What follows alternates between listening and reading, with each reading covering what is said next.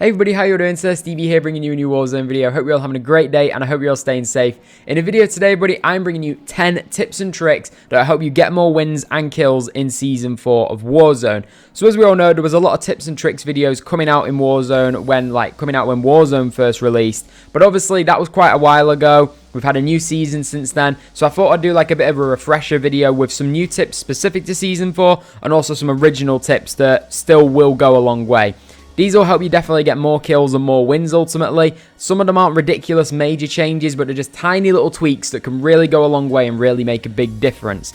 As always, if you find the video useful, entertaining, feel free to hit the subscribe, like button and turn the notifications on. Really means a lot. We've gained like over 100 subscribers in the last few days, so I can't thank you all enough for all the support. It really, truly is appreciated. But yeah, without further ado, let's get straight into the tips and tricks. So moving into the first tip, the first two tips are specific to Season 4. So the first one I would say is hold back on buying back teammates. What I mean by this is, within Warzone now, we have these sort of little miniature events within the game. The first one occurs around about 2.5 minutes before the second storm has closed. We've got 3 events in total, and 2 of these will really help you out. The first one is fire sale. So basically, there are massive reductions in the store or the buy stations.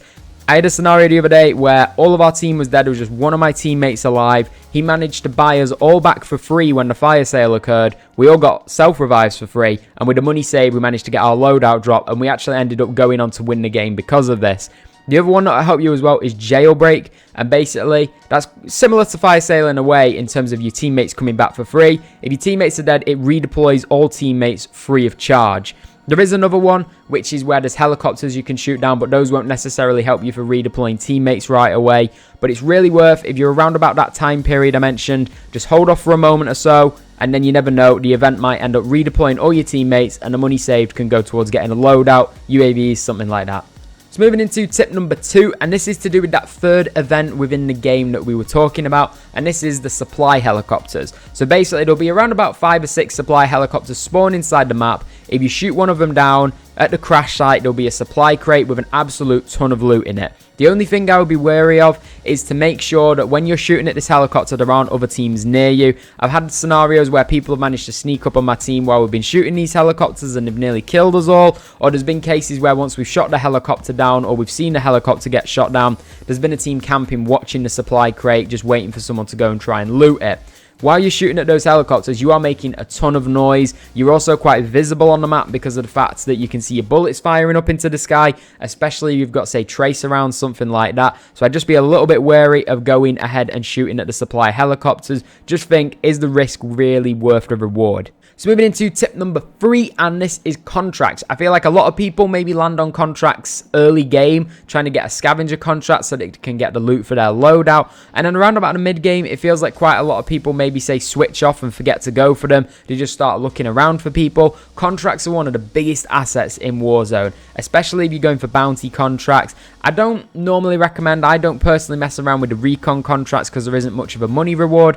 But in some scenarios, you can be playing quads, you pick up a bounty. If you kill that bounty, you and your teammates get 6,000 or even more each. Then you can add on as well the loot that the actual players that you killed will carry in. It's really worth doing. It can really make a difference if, say, from that bounty money, from killing the bounty, you all manage to get self-revives from it or UAVs. It really can mean the difference between winning and losing in the game. So I would really recommend going for the contracts. Another thing to bear in mind, if you suddenly see a contract disappear on your mini-map or on your main map, that normally means that an enemy has picked that up. So you can also use it as almost like a miniature UAV, thinking, right, there's a team in this building because the contract suddenly disappeared. So moving on into tip number 4, and this is settings. A lot of people constantly ask me in my live stream, Stevie, what settings do you use? What's your sensitivity? What's your dead zone? I always am more than happy to show people, but the one thing that I can't stress enough is just because this sensitivity works for me does not mean it's going to work for you. I personally play on 6.6. I like it. I feel like it works for me.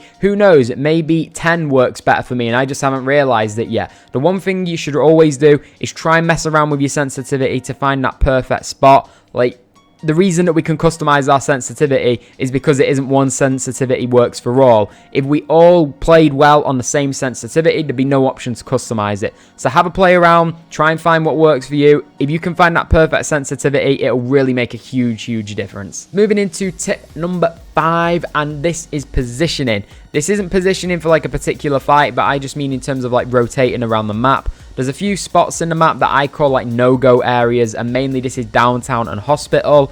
I really think you need to plan accordingly for if you have to move to these areas. Try and plan a little bit ahead of time and think, right, we've got a long way to travel, you know, to the safe zone. We do have to go through downtown, but if we leave a little bit early, we can go round downtown. I think we've all had that scenario where there's been a team just sat on a rooftop with snipers, RPGs, and then if you want to try and get up on that roof, there's like 500 claymores on the stairwell or 500 claymores waiting for you at the top of like the little elevator zip line. So really try and plan ahead accordingly. Try and look ahead of time to see which way you're going to rotate around the map and try and rotate around those no-go areas. So moving into tip number 6, this is learning how to slide cancel. So for anyone who doesn't know how to slide cancel, all you need to do is while you're sprinting with your tactical sprint, what you can do is you can slide. As you're mid-slide, you double tap the slide button, which then cancels it. You start running again, and you have your tactical sprint enabled again. It's basically a little way of getting unlimited tactical sprint. We have perks like double time that speed this up, which definitely do help, but it's even better to basically have unlimited tactical sprint. I'll leave a little example on your screen here just to show how I do it. It's really useful, say for example, if you need to just get to the zone a bit quicker or push a team a little bit quicker, it can really just speed things up for you as well. I'd really recommend what I do is I have the tactical controller settings set in my settings in Modern Warfare, and what this does is this swaps the melee and the crouch button around. So now I crouch with R3 and I melee with circle. This also helps out if you want to learn how to drop shot as well, as now you're able to drop shot with your right stick, and it's really good if you're someone like me who's playing without a scuff controller. So moving into tip number 7, and this is to do with positioning in a fight, and this is high ground. I can't stress enough how important high ground is. There's two main reasons in my opinion why it's so good. Reason 1 is you choose when to fight your opponent. Because you have the high ground, if you suddenly get shot for a lot of damage, you can just simply back up for a second, heal your armor plates, then jump back into the fight again. The person on the low ground can only really fight when the person from the high ground peaks on the edge of the building or the hill. The second reason it's even better is when you're looking down on an opponent, there's a good chance that you're going to be hitting more headshots than normal because of the fact that the first part of their body you're going to be seeing is the head, and that's the highest point of the body obviously. So it also works out from a damage perspective as well. Moving into tip number 8, and this is to do with knowing when to shoot an opponent. The amount of times I see somebody shoot an opponent the moment they see them can be a little bit frustrating. Completely understandable if the opponent's also seeing you, because obviously you need to get your shots on them as early as possible. But if you're in a scenario where they haven't seen you, just hold up for a second. They might be running up to some cover. If they, say for example, they're like 1 or 2 seconds away from getting behind a tree or behind a building, and they haven't seen you, they have no reason to know that you're there. Maybe just hold up a second. Odds are they still won't know that you're there when they come out on the other side of that cover, like that rock or that tree they're just running past, and then they might be running into a nice big open space which you can just use as like a great kill zone. They have no cover. The time to kill in this game can be quite quick, and obviously if you do get caught in the open and start getting shot, they don't really have any option to then get behind cover, and it just makes the kill a lot easier for you. So moving into tip number 9, and this is practice. A lot of people, they might have an annoying death, they might feel like they were hard done to in a game, and then they just quit. A lot of people say, well, how does this player become so good? The reason people become good is practice. Yeah, playing for 10 hours a day doesn't guarantee that you're going to become the world's greatest player, but practice has never made anybody worse as far as I'm aware. It's only going to make you a better player. You're only going to learn more. There's a lot of things that you'll learn that you don't even know that you've learned. You'll get better at the game and you don't even know you're getting better at the game. So I'd really say if you have an annoying death and you want to quit, just keep going. Practice makes perfection.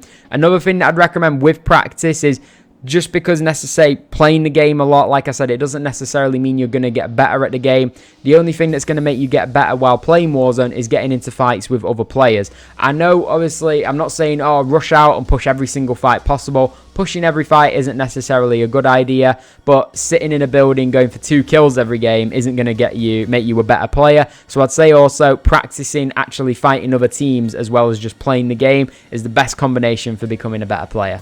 And then last but not least, coming into tip number 10, and this is knowing when to back off out of a fight and heal up. I feel like a lot of people, they see that backing out of a fight temporarily is like seen as like almost like a weak thing to do, something like that. There's no shame in backing out of a fight temporarily just to heal your armor plates. The amount of people that I see, oh well, I've started shooting the guy, I might as well keep going. A lot of the time you can get a sense for feeling, yeah, he's done a lot more damage to me than I've done to him, so maybe it's a time for me to just back off real quick, heal up my armor plates and go again, and then catch them off guard maybe when you peek from cover, something like that. So don't be afraid to quickly back out of a fight and heal up. It really can make a difference. So yeah, those are the 10 tips that I would give for Season 4 in trying to get better in Warzone. These tips can obviously be applied across different modes. They're not just exclusive to quads, trios, but I feel like those are the main modes that people play.